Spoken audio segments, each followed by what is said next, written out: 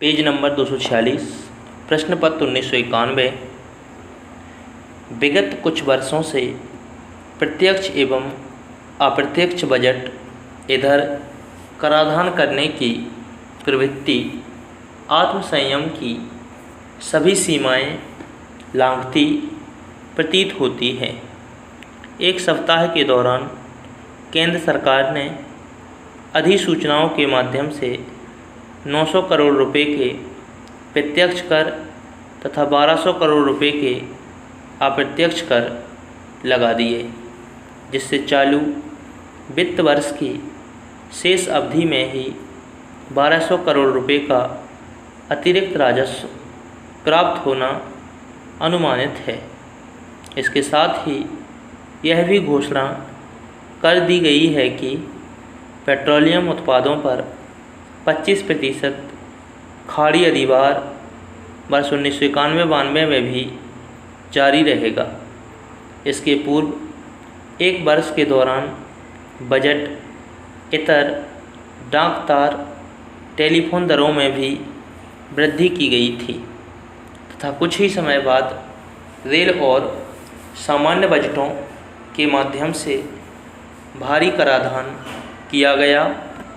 फिर पेट्रोलियम उत्पादों पर 25% खाड़ी अधिभार बढ़ाया गया।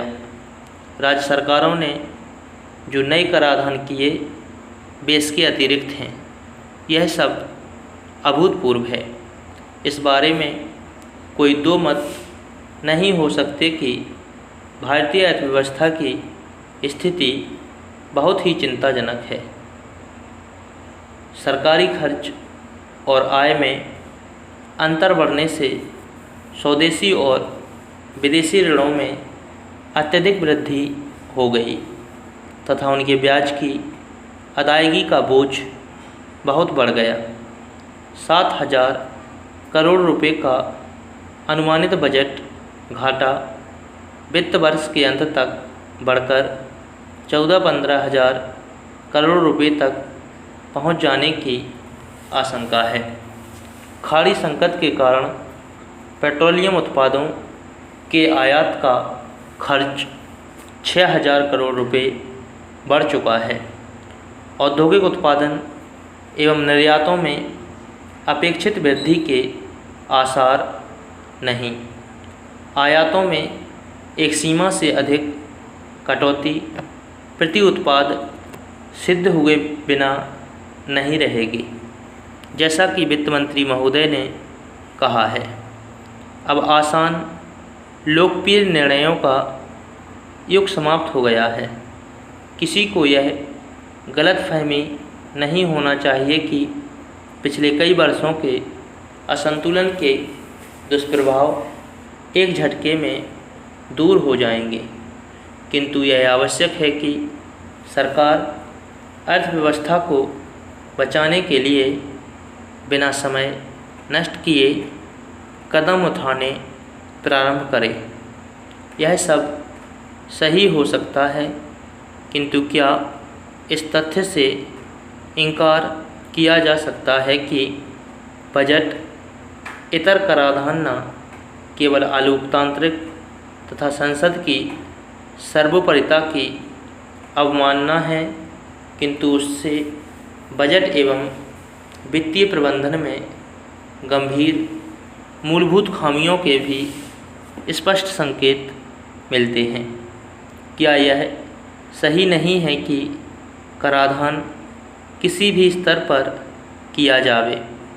अंतिम विश्लेषण में उसका बोझ उपभोक्ताओं को ही उठाना पड़ता है।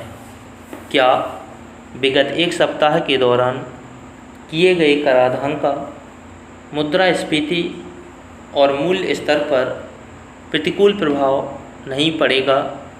यह कैसी अर्थव्यवस्था और कैसा आर्थिक नियोजन है कि धनी और भी अधिक धनी होता जाता है तथा आर्थिक रूप से आसक्त वर्गों तथा आर्थिक विकास के लाभ नहीं पहुंच सकते।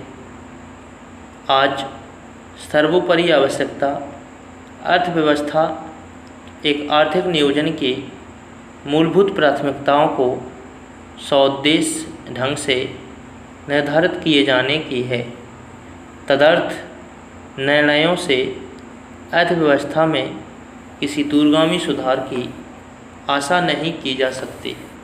वस्तुतः कमर तोड़ती महंगाई से हाहाकार कर रही जनता पर कर भार में कोई भी वृद्धि निश्चित रूप से अमानवीय है।